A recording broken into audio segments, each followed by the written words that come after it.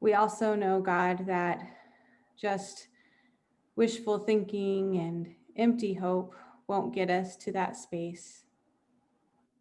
And so in this gathering, we're committing ourselves to put feet to these prayers, to put words and actions out into the hurt and the wounds that are so pervasive. Help us, God, to be listeners. Mm. Help us to be learners. Help us to open our hearts. Help us to seek compassion and empathy. Humble us, God, and use us, God, we pray. Amen. Amen. Man, Thank thank you you. so much. We appreciate that. Mhm. Now to the business at hand. As you know, this is the first meeting where we are changing our format.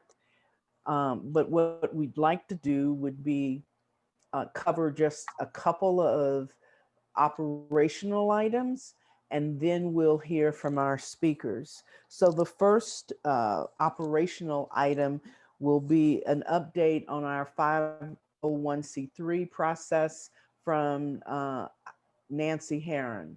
Nancy? Good morning, everyone. I told the board we are now a not-for-profit corporation under the laws of the state of Tennessee, and I am working on the application for 501c3 status, which I hope to have submitted um, either this week, this coming week, or the next week, and so that will allow people to make uh, contributions that they can would be tax deductible to the um, organization. It'll also help us as we seek to get grants in the future. And I will let Joyce know and Mike Hines know by email when that has been submitted. It's my understanding that the not that the tax status will be retroactive after it's filed, and I'll let you know the date as well from when people can make contributions that would be tax deductible. And that's really all I have on that. Thank you, Nancy. We appreciate that. Um, we also wanted to, and I'm sorry I didn't do this at the very top of the meeting. We are recording this meeting and we want everyone to know. And if it's okay with the speakers, we would like to share your stories on our social media and maybe even our web page. So just know that this is a recorded session. Um, the big room will be recorded, but when we go into the breakout rooms, those are not recorded. So if there's no objections, you should have gotten a pop-up telling you that it was being recorded. Any questions or comments about that? Okay. Um, Pastor Randy wasn't able to be with us today. He had a funeral, but he did provide a treasurer's report. We have $1,989.68 in our treasury um, as of December 31st of 2020.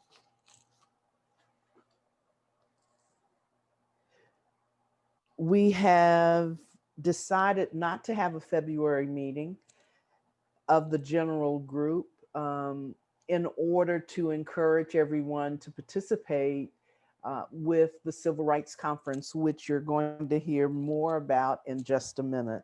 And try not to fall off your cheers when you hear this information. There's an outreach committee meeting on the 14th at 6:30, and we need all outreach members to attend, please, because we'll be planning our portion of the Civil Rights Conference. There's a book group on the 21st at 6:30, and we have a video that we're going to, a podcast that we're going to discuss. And if you don't have that link, It's on the Facebook page, and or I will resend it to the book group today. Also, on Saturday the 16th, we will resume holding space for transformation um, in downtown at the City Hall from 9 to 11.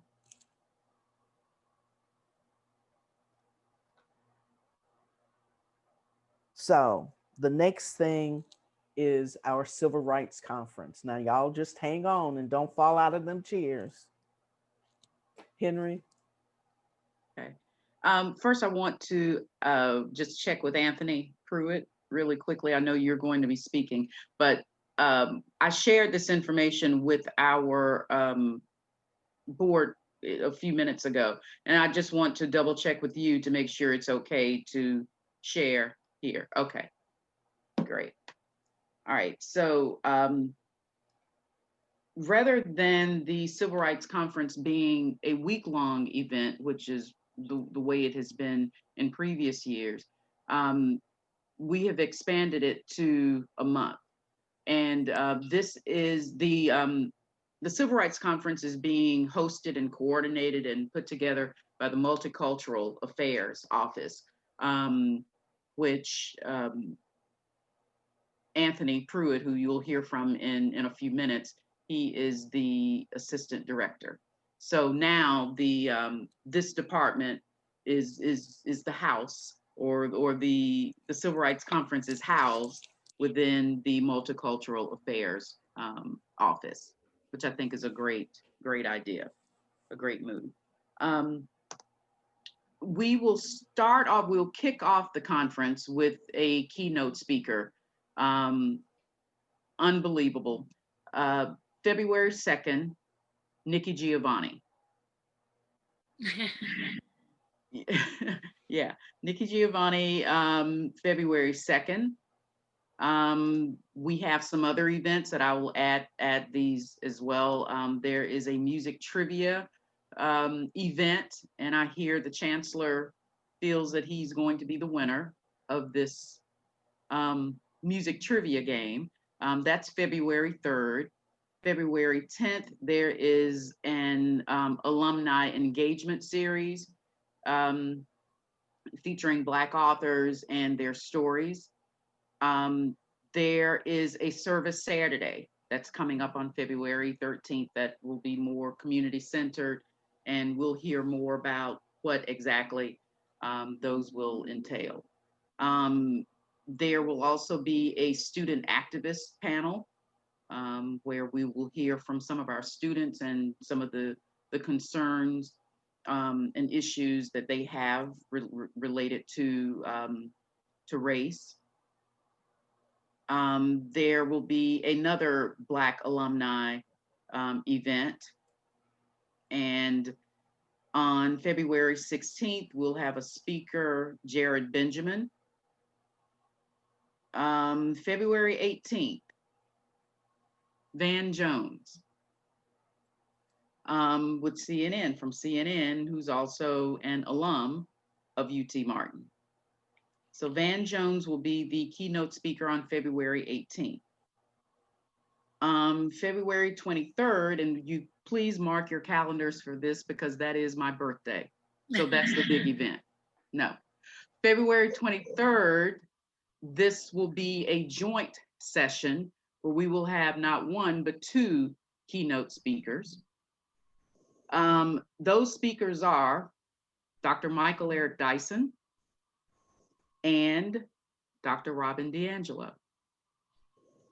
So they will have a session together, those two, which, you know, should just be dynamite. February 25th, there will be a movie night, and then another service Saturday. The month will wrap up with the service Saturday. But just to recap, our keynote speakers are Nikki Giovanni on February 2nd, Van Jones on February 18th, and on February 23rd, Michael Eric Dyson, and Robin DiAngelo. So we have a pretty spectacular civil rights conference that we have planned, and I'm so grateful to be working with Anthony on this, and I'm so grateful that their office will now house this conference. I think that's a great decision. I can't stop smiling. I know, yeah, it's pretty exciting. Yeah, yeah, It's it pretty is. exciting. I think it sets this university apart, and you know, puts the spotlight on Northwest Tennessee, that Mhm. we can, we can engage these A-list top-notch speakers and bring them to our students and bring them to our community. So I think it's great. Yes, And I'm so grateful for the chancellor and the provost to, yes. to support this. This is made possible because this is something that was important to them. So great. Absolutely. And all of these events will be virtual, and how people sign up or join will be forthcoming. That's So, forthcoming. congratulations to Anthony and the university, and to Henry. Thank you so much for working so diligently over the break to lock these things down. So, thank you. Um, I think that's it. And I think we can move into our speakers. Um, Chris, can you give us a minute update about our um, work with discovery part? Yes. So I reached out to Jennifer Wilds. She is the director of exhibits out there. Um, Earlier this week, just to follow up on the donation offer we had made, and it is essentially just in waiting by virtue of the other stuff they had going on over there. If you follow what Discovery Park does, you may have seen that they opened at the beginning of December a really large new exhibit dedicated to agriculture. And that really took up a lot of their time. I spoke to Jen. She said, we opened that exhibit, and then I took a month off. And I said, I wholly understand. I'm sure it was well deserved. But all that to say that the committee that will review the donation offer did not meet in the month of December. So they have it as an agenda item for their meeting coming up at the end of this month. So later this month, that committee will be meeting over there to review.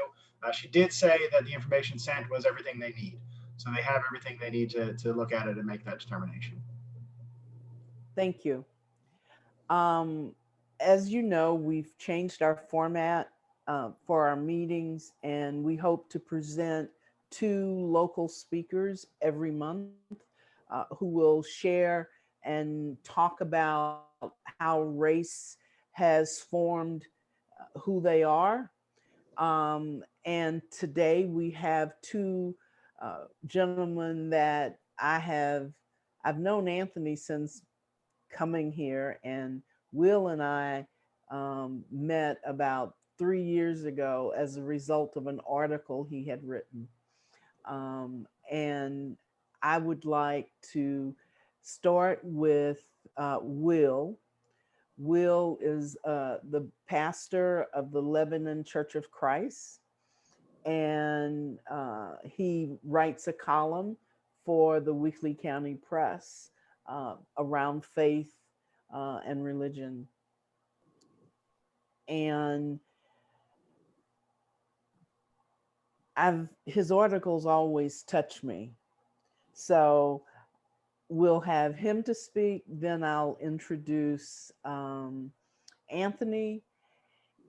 At that point, after Anthony speaks, we will go into breakout rooms that Henry will set up. We would ask that the people in the breakout room sort of discuss what you've heard, what came up for you based on what you heard. We hope to give those breakout groups 15 minutes. Then we'll come back to the big room and have the breakout room sort of report out how their small discussion groups went and what came up. And then we'll dismiss from the big room. So without any further ado, I'd like to bring up and share with you my friend, Will Norris. Will? Thank you, Joyce. I appreciate the opportunity to speak today. My association with Joyce, as she mentioned, goes back to our meeting through an opinion page article originally, and we've formed a friendship from that. And I'm thankful and was able to be involved with the W.B. Du Bois book group, and my wife has done that as well. And we're thankful to have the relationship that we have with the members of this group. When Joyce volunteered me to go first on the first day of this format, as well as to be the first speaker, I thought that was humbling, but also perhaps a different perspective than we have in the majority of the group, perhaps. And I just wanted to share very briefly my experiences surrounding race and how I came to be involved with this group and with the book group and with other causes for racial and social justice. And I would begin by saying that my life was formed and has continued to really bear all the marks of privilege that you can bear in our country. You know, I'm a white man, I'm straight, I'm a conservative Christian. And that experience of growing up here just a few miles away in a county here in West Tennessee, I was very much sheltered, or at least could have been sheltered and insulated from issues of race. But I was kind of in a crossfire of being raised in a very conservative religious tradition by very politically progressive parents. And that combination, which some of the rest of you may have experienced as well, is what brought me into contact with issues around race and social and economic justice.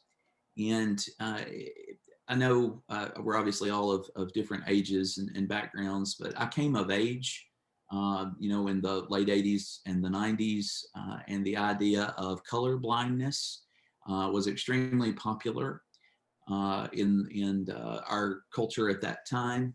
And I was raised with a very, I think, unique perspective to have been raised in a small town in rural West Tennessee, in that I was raised in more of the tradition of embracing racial diversity rather than downplaying it. I can remember, you know, as a child, we would go on these little excursions, vacations, and we would go to Fort Pillow, and then we would stop at Alex Haley's house in Henning, and my mother would, you know, kind of tell those very different yet intertwined stories. And so, you know, I was raised with one side of my family in the Sons of Confederate Veterans and one side of my family in the NAACP and the ACLU. And so it was a very, you know, very interesting experience growing up. And as I became an adult and entered ministry, that experience, I think, has been shaping and informing to me. And it's been a very I don't mean difficult in the sense of discrimination, but a very difficult balance. And Joyce and I have talked about this many times. The idea of being able to reach out to people who share, you know, very different views on both ends of the spectrum. And it's been an experience that I think has helped me in ministry and has helped me in my daily interactions with others. And just to show you, and I know we could talk forever, but just to give a couple of brief examples, I was part of a group at a vastly predominantly white conservative Christian university who pushed for an African American literature class. And we finally got the class, and it was taught by a white man, and there was not a single student of color in the class. And so, you know, you're reading Langston Hughes and you're reading Zora Neale Hurston, and there's not a single person of color in the class. And yet, by people at the university, that was seen as a great concession, you know, to even have the class. And that perspective of, you know, we want to do the right thing, but we don't understand exactly what the right thing is or why this would be inappropriate, not to have more diversity, not to have more voices. I recall an occasion, I was a student and I was called to preach in a revival meeting, and they said, bring someone with you to lead singing. And I did. I brought my roommate, Brandon, young African-American man. And we got there, and there we were, and we were in a small town in Mississippi. And with the experiences that I had had, for some reason, it never occurred to me that that would be an issue.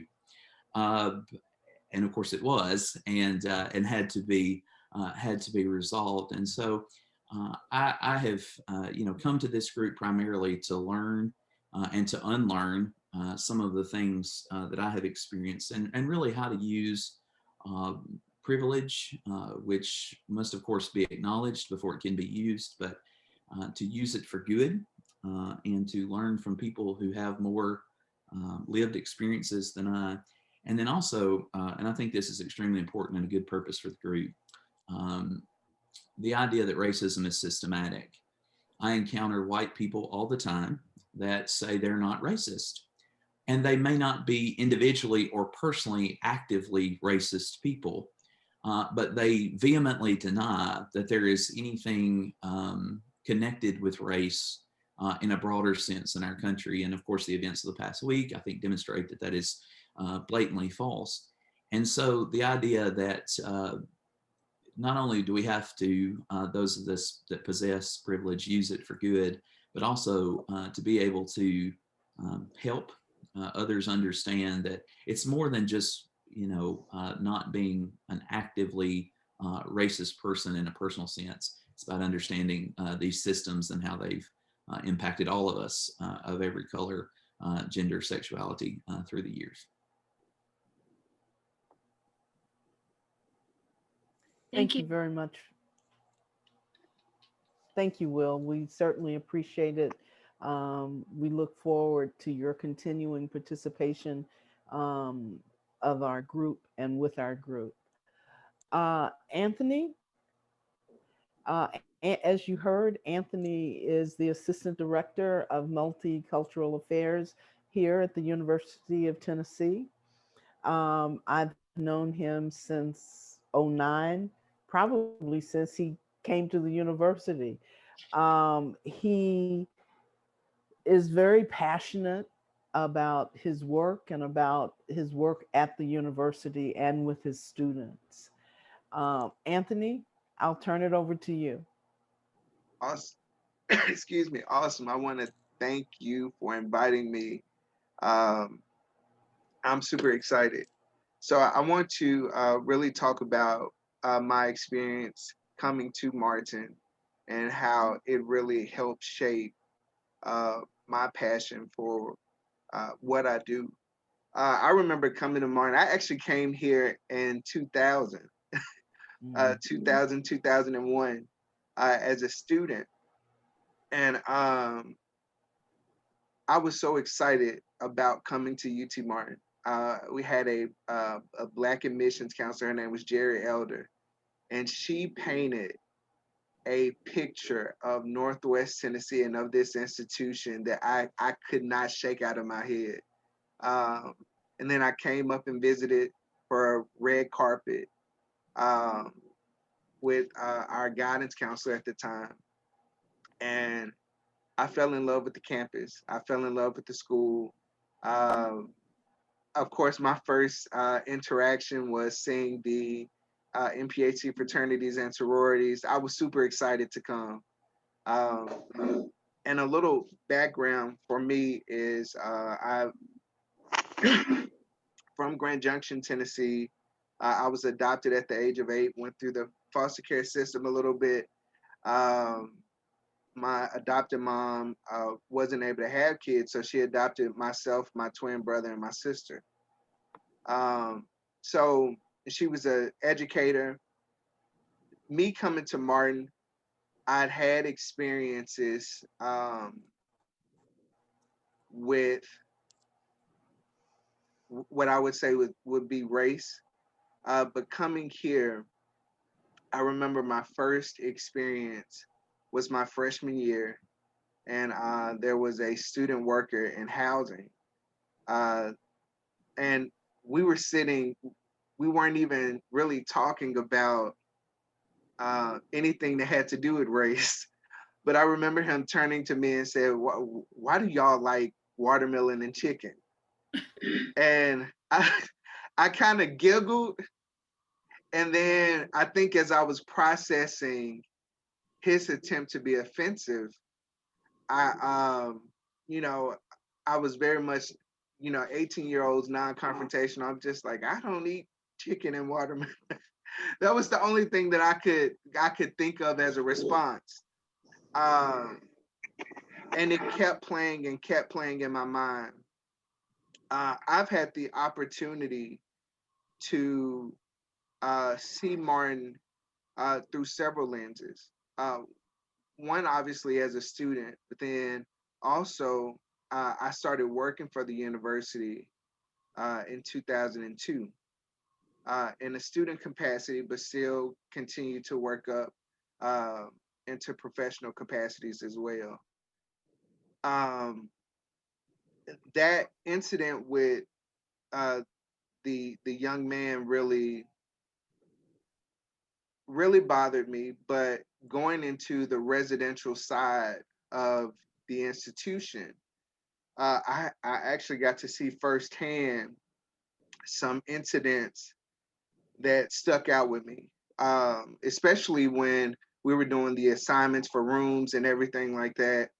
And even before social media really took off, where people could Google, Facebook stalk their roommates, you would get the phone calls to the central housing office saying that, oh, this isn't going to work, based off of either somebody's name or how it sounded or something like that. And people never would say, well, I don't want my child rooming with a Black person or with an international student or whatever the case may be.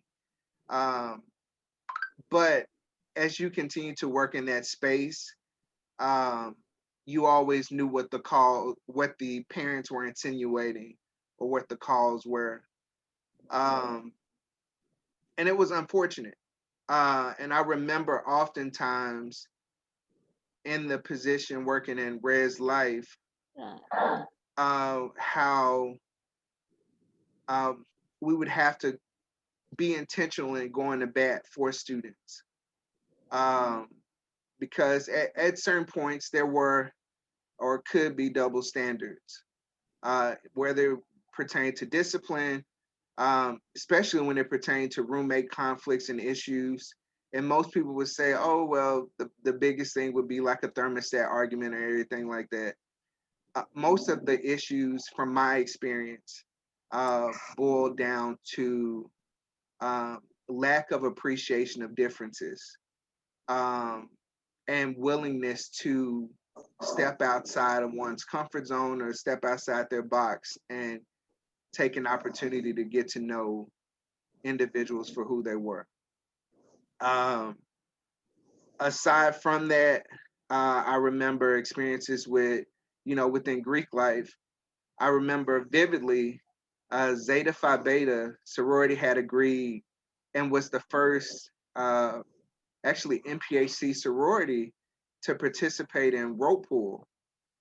And that first pool, they maybe pulled that rope out of those girls' hands in maybe 10 seconds. But but I remember the fraternities, the two of the prominent fraternities being very upset. And in fact, um, that experience was really troubling because, you know, the N word started flying around. We almost really had a huge brawl between uh, some of the MPAT fraternities who were taking up for the Zetas in those two organizations. Um, and I remember us going to complain and nothing getting done. Um, and I want to say that that became almost kind of like a habit. When an incident or an issue happened, and from a student of color's perspective, going to complain or saying, hey, you know, this is how we were treated, or this has been the experience. Oftentimes, those things were either downplayed or no real action was taken.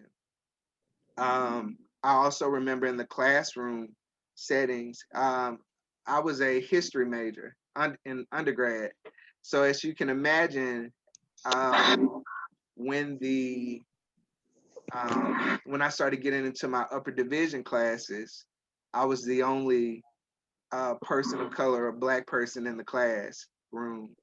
And I still remember some of the awkward or tense conversations, or when it came down to group work, um, you know, it was always, I don't know if anyone else has ever experienced this. If the teacher is not assigning the group, you're kind of left kind of like a deer in headlights trying to figure out, okay, you know, and to be honest, I'll very much say I actually enjoy working by myself. Um, because you were able to avoid um, some of the awkwardness and prejudice that came along with the misconception sometimes, especially being a black male who is 6'4" um, in the classroom or in the space.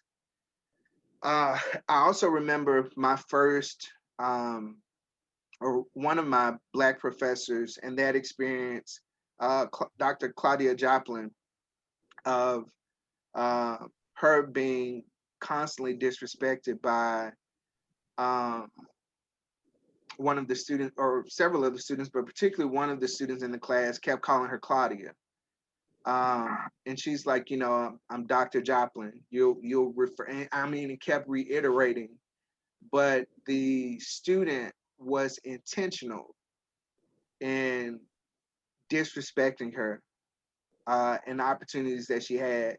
And then when Dr. Joplin um, you know, firmly had a talk with the student went and complained. And then she was reprimanded by that department. It was in education. Um, and just over the years and my experiences, things I've noticed or have picked up on, like there's always this argument against Memphis and Nashville. And it's always in the details of the conversation where you hear, oh, well, don't go to Memphis. You know, Nashville is so much nicer, or, you know, or you don't want to go there. You know, it's safer in Nashville and everything like that. And I'm thinking about what Memphis have you all experienced, you know? And oftentimes it's people that hadn't even gone. And you can also see that argument between Paducah and Jackson, Tennessee. Very similar argument. Um, and then also just sitting on several hiring committees for the institution and seeing the intentional dismantling of candidates of color, um, where it's like, oh, and again, trigger words, they're not the right fit, or they won't fit into the culture of the institution, or nitpicking something on their resumes or something about them to justify them not being good enough. And then me knowing from an institutional perspective that the individuals who were selected did not either meet the qualifications to get the position or couldn't stand a toe against the people that were kind of criticized or kind of cast aside. Um, it has been exhausting with the work that I do because I moved from Res Life to Multicultural Affairs. I've always been a fraternity advisor, but in terms of the racial incidents, not only within the city or space of Martin, but also just on a national lens, it's caused me to see Martin almost in a duality. There are two Martins. There's the campus that cares, the community that cares, the kumbaya, almost the kumbaya. Oh, this is such a great place to live. And then there are the microaggressions or the slight experiences that really impact and affect, whether directly or indirectly, students, faculty, and staff, and community members of color. And I think sometimes that there is a huge blind eye when it comes to certain issues. I always say definitely protection through connection as it pertains to some of the incidents or some things that I feel like we should take a more stronger stance or action on. And then just in a professional sense, and I think it stemmed from my time working in housing, but it definitely has extended over. But feeling the need to, outwork or be solely committed to the position, and really just kind of put my personal time or anything to the back burner. Or feeling the need to have to justify taking time off or being away and account for those hours. I can definitely say over the past couple years, I've had that racial battle fatigue set in, and you're almost kind of like, oh, I'm exhausted, and you kind of see what will be out there or what could be, a better situation. But I can tell you all, as much as I've had some challenging times here, I've had some amazing times as well. I remember one of my proudest moments was the 2008 election. I never thought I would see in my lifetime a Black president. And seeing the excitement from the students. Now, it wasn't all students were excited. Let me clear that up. But seeing the excitement from the students, because they gathered between University Village Phase 2 and Ellington Hall, and they were just all out there happy and celebrating. And that was one of the best feelings that I've ever had here professionally and personally. I've also got to meet a lot of amazing people and experience a lot of amazing things. But my experiences here definitely, I think, made me be intentional in how I interact with students and everything like that. I love this space because Martin has really helped develop and helped me grow. But I wanted to make sure that I was intentional and I was able to be a resource and an advocate, and whatever else I needed to be for those students, particularly those students of color that come up and know that they have somebody looking out for them.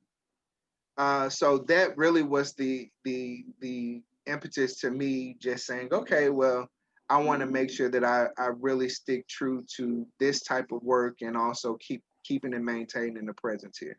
So sorry I talk a lot, y'all, but that's pretty much all I got to say. Thank you. Thank you, Anthony.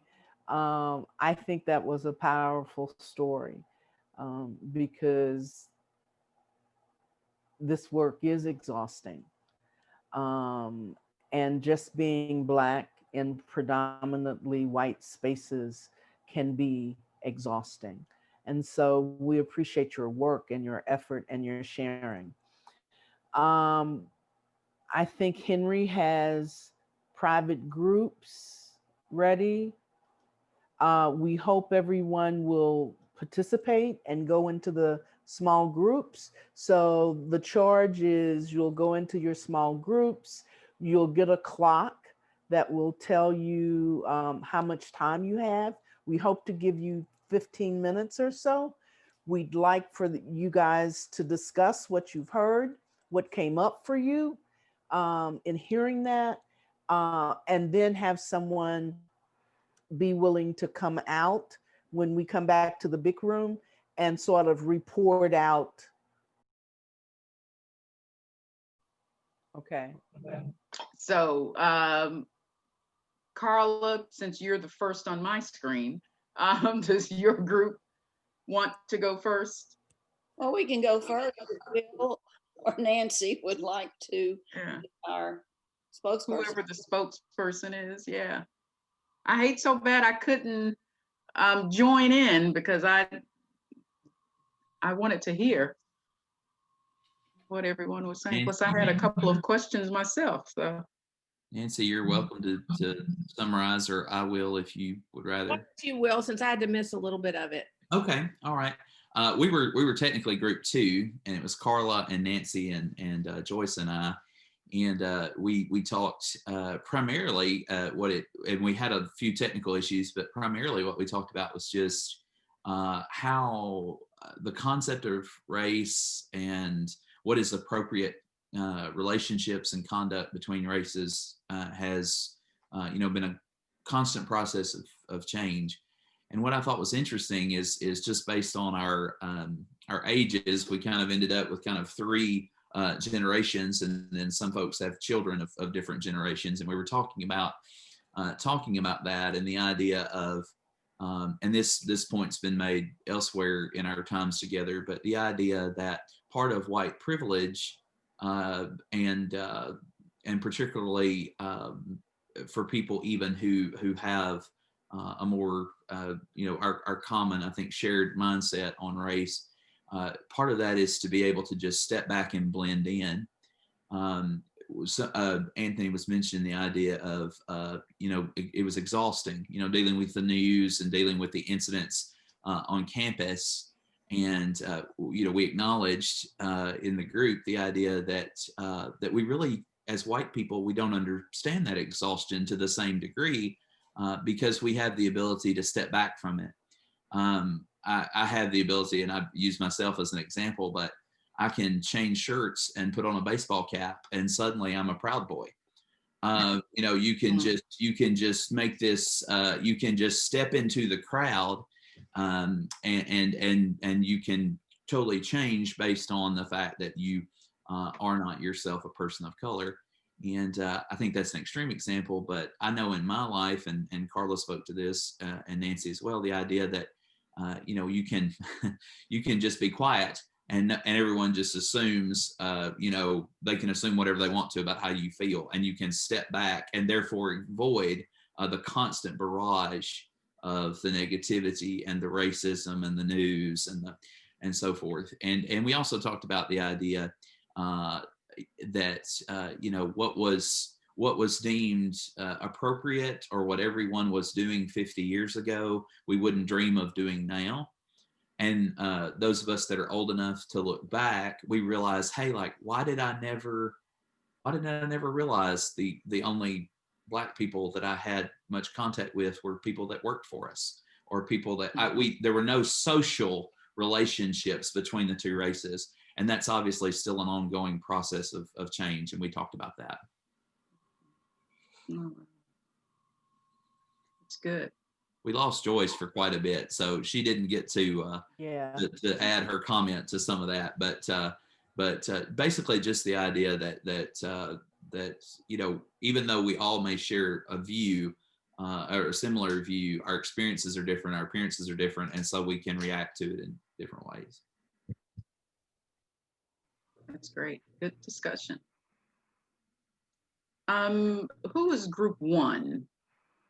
Anyone remember? That would have been Amanda, Justin, and Anthony and Sue and I. Okay. You all can go now if you'd like.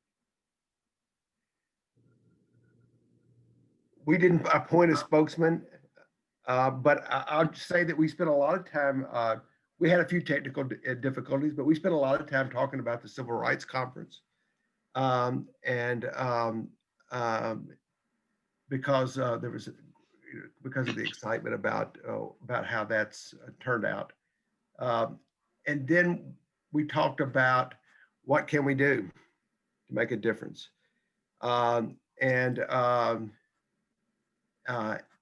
Anthony talked about just having conversations, just getting it out in the open and talking about it. He talked about that after the George Floyd killing, that he was in a group of people and they just watched it and he was just horrified.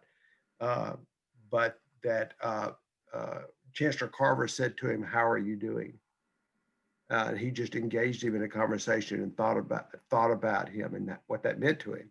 And just for us to, I think, acknowledge that we've got issues and to talk about them is so important. And then we talked about working together, this group we have, working together on these issues, and what a blessing that is to all of us, getting to know each other through this process. Great. Good. Group 3.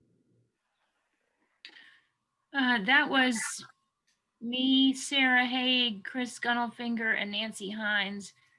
We lost Nancy for. And I apologize, my electricity went off.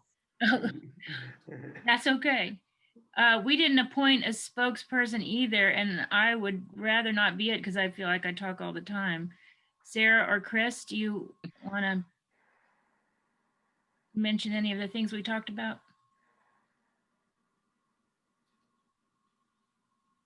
I feel like you would do a good job of it, though I certainly can. We came in and really wound up centering the discussion on our individual personal experiences and how much they were shaped by growing up in whiteness, and really looking at things kind of through that lens. Will had said he grew up in the area of color blindness, right? That was the language used. Will, you and I are the same age, thereabouts, I believe, and I grew up in the same sort of set of norms. The idea of that I don't see color. And then Anthony said something that I think was a really good definition of the problems there when he was talking about conflicts in housing, which is that point of view, that statement is rooted in a lack of respect for differences. It doesn't acknowledge the differences. It just centers everything on a default normative experience of whiteness. We were talking about all the events in the Capitol this week, and I've been looking at that through my lens as a veteran. Those of you who don't know, I served 8 years on active duty in the Marine Corps, and part of that culture is the idea that we're all the same. We're all Marines, and it's an important, valuable part of that culture. And some of the language used is, there's no white, there's no black, there's light green, there's dark green. And that's an effective way to kind of build those bonds of brotherhood and fraternalism and community within that type of a culture. But it also ignores the fact that green is painted on a very white base in terms of the cultural norms, whether it's light or dark. And even still in that kind of environment, the norm is centered around the idea of the white experience. We talked about where we had all grown up. I was talking about my own experiences. I grew up in a fairly diverse part of the world, originally from Delaware County. It's right outside of Philadelphia, Pennsylvania. It's a very working class, at least the neighborhoods I grew up in, very working class, even lower working class neighborhoods that are kind of the norm growing up. And you know, I'd said at various points in my life, you know, the idea of white privilege is nonsense. You know, I'd look at my own experiences and be like, you know, I grew up in this neighborhood. My dad worked third shift at the airport so we could have health insurance, loading UPS packages onto airplanes overnight. I spent 8 years in the military, but please tell me all about the privilege I have. But it doesn't hold up when you really look at that kind of argument and look at things on the whole, and I apply a bit of critical scrutiny to the reality of life in general. You know, for me personally, like Will said earlier, you know, won the genetic lottery to get all the bits of cultural privilege that are possible. I'm a 6'3", 220-pound straight white male. The reality is that I walk through the world with impunity because the culture is built for me. That's the truth of it. And sooner or later, folks like myself have to acknowledge it and kind of speak truth to that power, because that's really where all of those systematic bits lie. So yeah, that was kind of our conversation, looking at, and I'm speaking again about my personal experiences, and I apologize, I don't mean to center myself there, but looking at how all of our own individual experiences were shaped by those realities growing up. Very interesting. And just to touch on what you were saying a minute ago, Chris, and what Anthony talked about earlier, the housing situation. When Anthony was talking, I was reminded of a story about Michelle Obama, how her college roommate immediately requested a reassignment because she did not want a Black roommate. So no one knows her name, but so there you go. Right. Let's see, group 4. Well, I was just going to say, from all the groups so far, it sounds like one of the common threads has been the importance of awareness of white privilege and white supremacy. And awareness was not something that I grew up with. And Lamont, who was a guest today, but it's his birthday today, so he had to leave right after the breakout group. Wife's taking him out for breakfast. Yes. So what the way he described it is like a fish isn't aware of the water that surrounds it. They swim in. Yeah, that they just swim in it, and it's just there, and it's just there, and they're not paying attention to it, and they're not even conscious they're in it. Right. I sort of feel like that's how I grew up, and it seems like that whole idea of the normative, what that Chris was talking about, the norm, the universal, that you just assume that that's how it is, and if somebody doesn't correct that and teach you and find a way to help you understand, you're going to continue thinking that. And when someone challenges that, people are going to, and we see that all the time, people taking offense. So I think this group can be so important when it comes to increasing awareness and increasing education, and then using that awareness to work to make a difference. Very true. Anyone else have comments? I regret not being able to join in on a group, but it sounds like you all had a very spirited and helpful conversation. Carol? You know, I would like to, I'd like to say something. I was in the group with Heidi's folks. One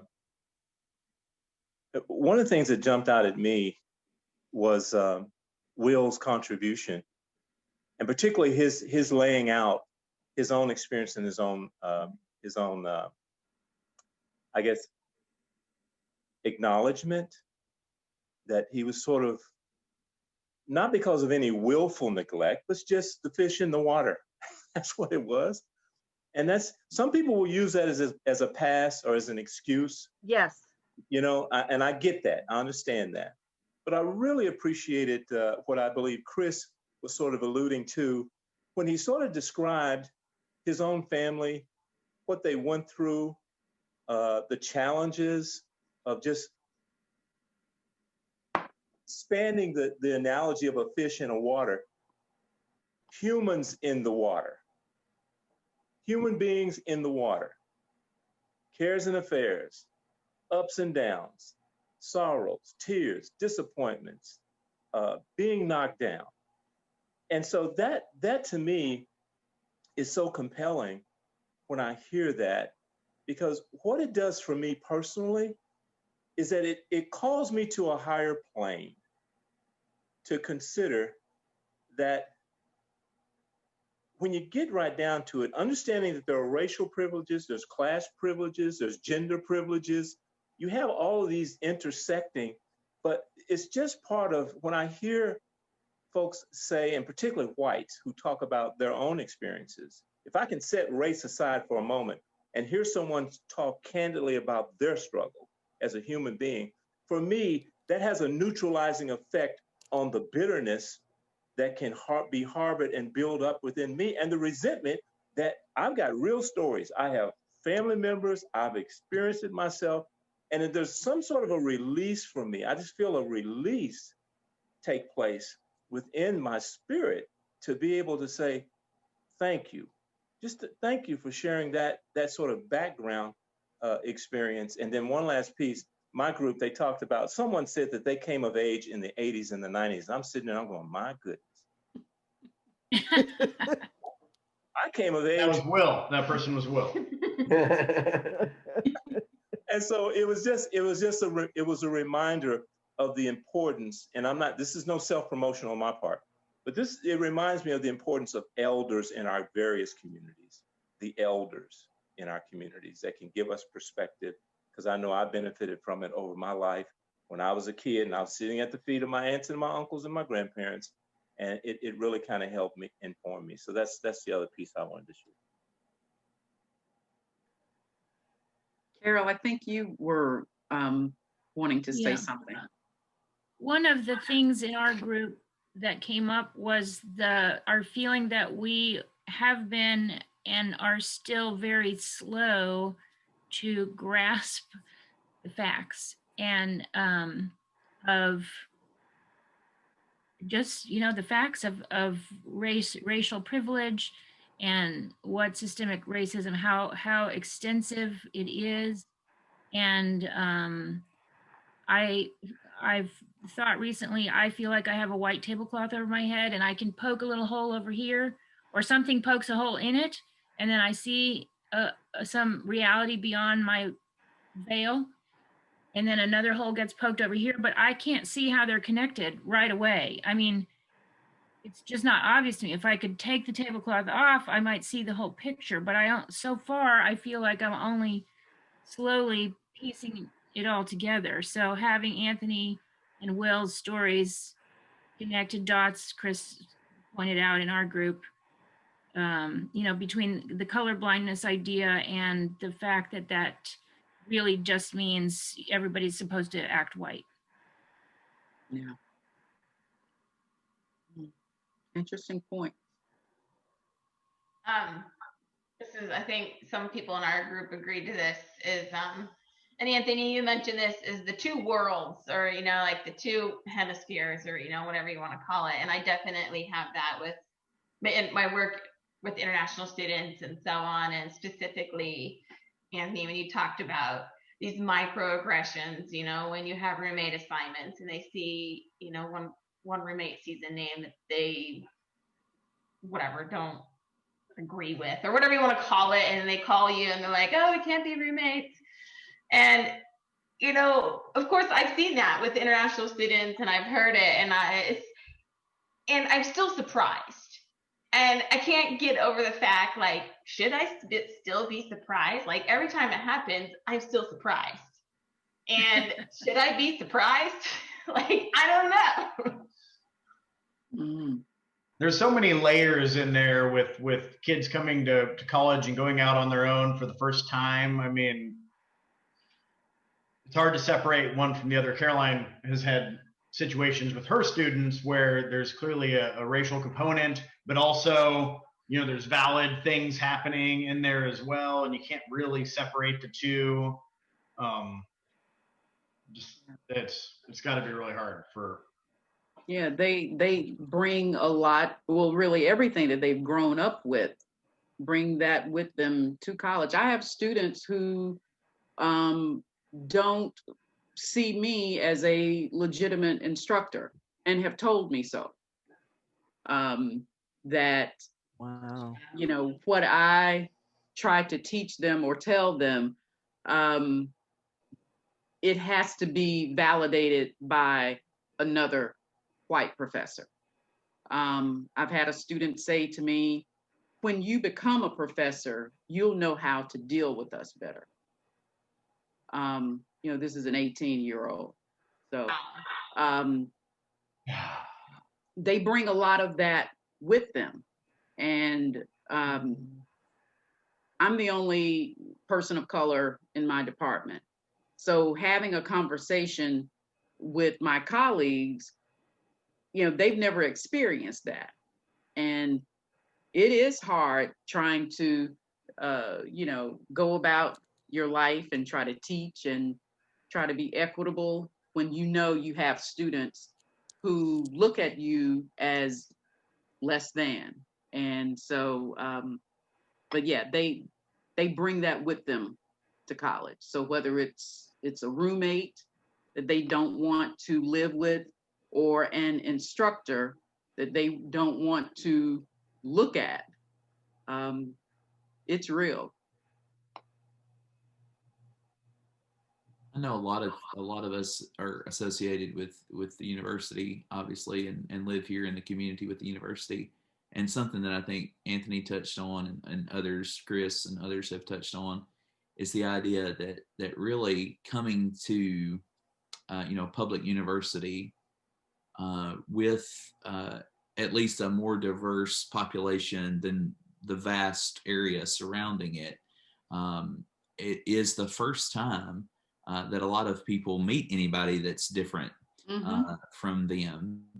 Yeah. And, you know, I can remember those conversations, even in the original university setting I was in. You know, people had never met an international person of any kind that they'd have any significant relationship with. And so all of those stereotypes, you know, had to be undone. And of course, for some people, they're never undone. But right. I do think that the university setting remains a great place to kind of fight those battles, because as you just said, 18 years old, well, hopefully at 22, maybe some of those things have been untaught or at least challenged to the point that you can go back to, you know, wherever you're from and maybe have a slightly different perspective. And I think that's a great reason to have a group like this on a college campus and associated with a college campus. I think it's meaningful for that purpose. Will, if you don't mind me asking, when did you go in college? When were you in college? I think I'm going to be the baby, except maybe for Anthony, I'm not sure. I was in college from 2002 to 2006 in undergrad. Yeah. Yeah, the same as us. Okay. Well, your beard game is so strong. I felt that I should give you at least 5 or 6 years, you know, for that anyway. How about in college from 57 to 61? I've got y'all beat. Yeah. That's a big difference, big cultural difference. Yeah. Generational. But I applaud you, Carla, for your quest. So that's important. And maybe you will be able to help those in your circle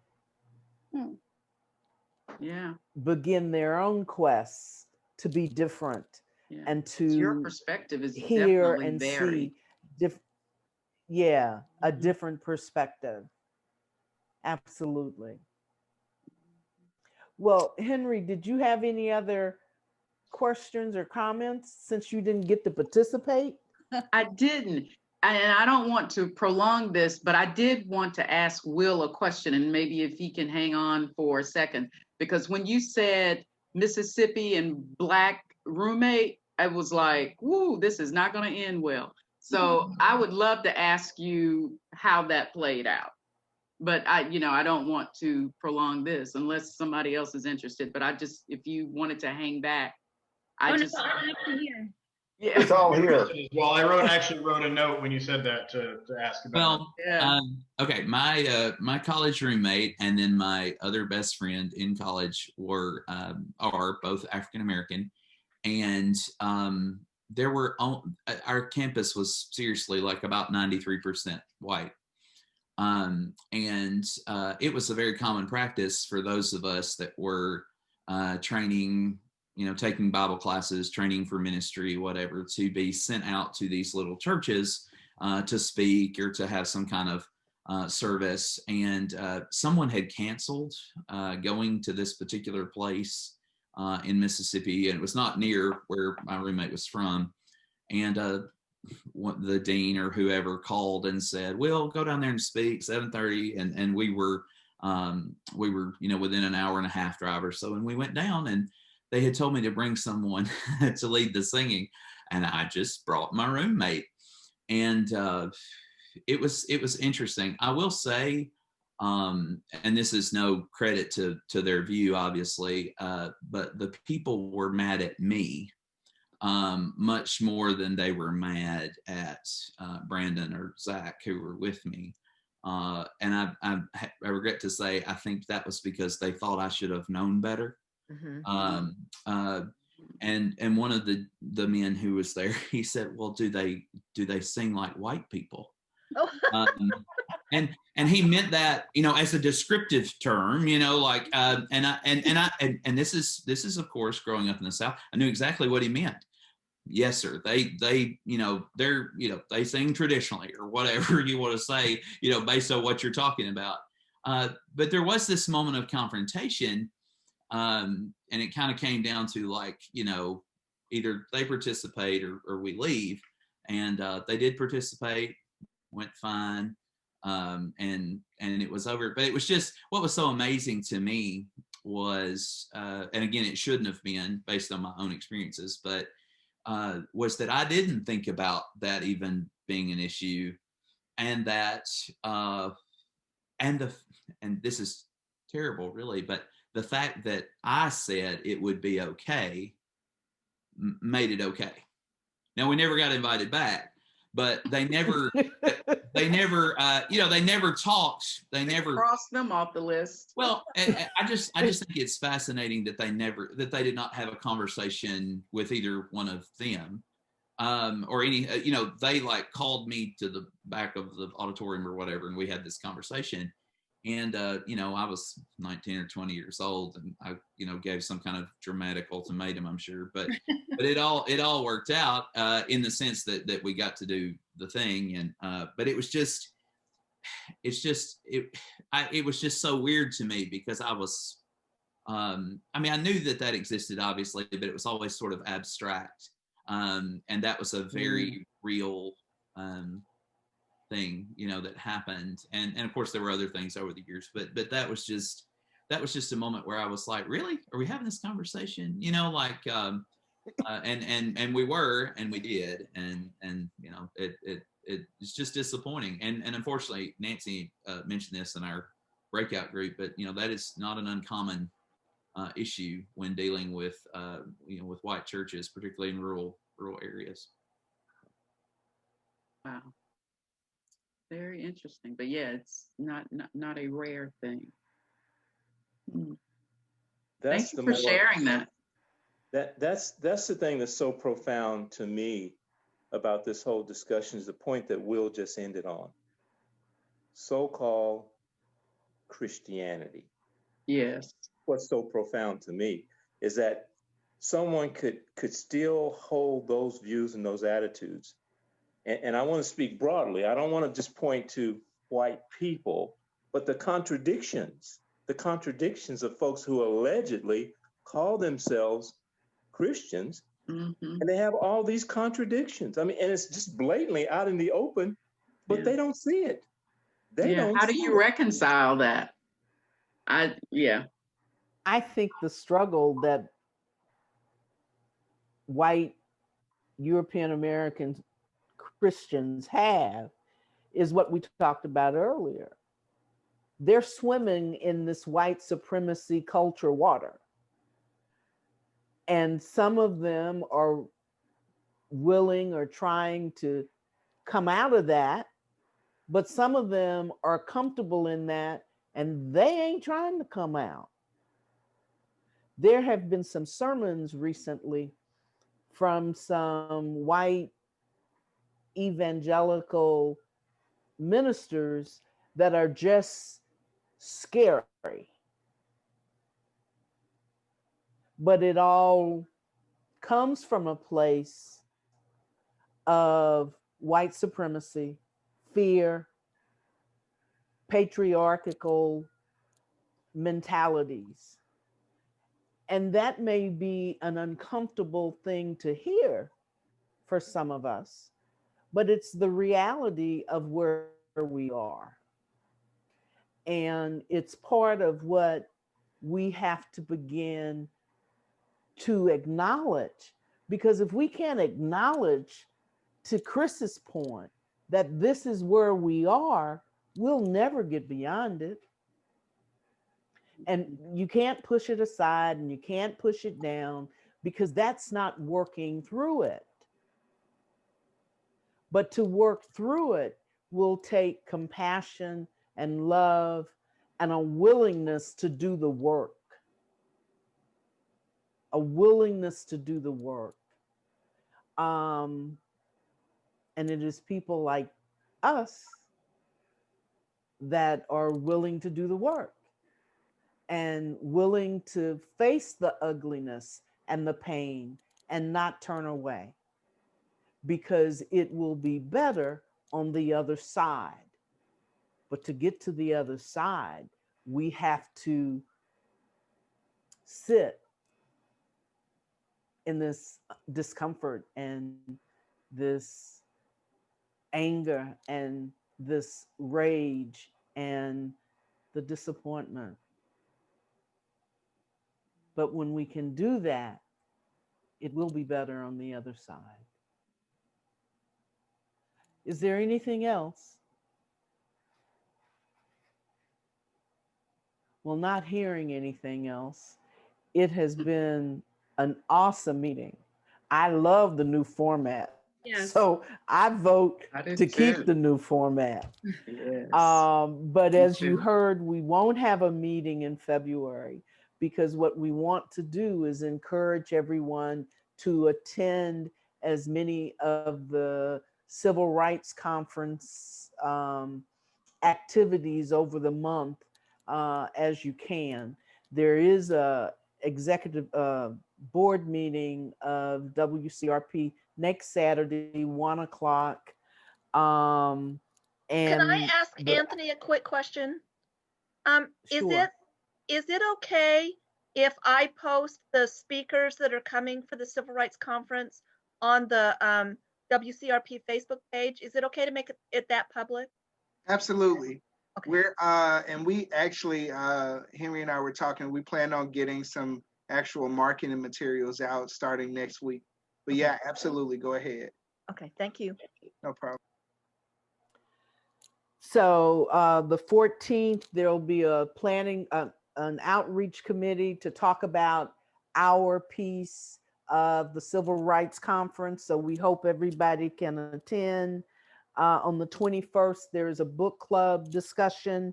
I'll resend out the link for that clip that we should discuss. The 16th, Please. we're going to be standing for holding space for transformation. And Lord knows, after this week's events, we definitely need to be out there. 9 to 11 next Saturday, Yes. weather permitting. Yes. So, if nothing else, you guys go with spirit. Be kind to yourself and those around you. And we'll see you later in the week. Have a good day. Bye, everyone. This was great.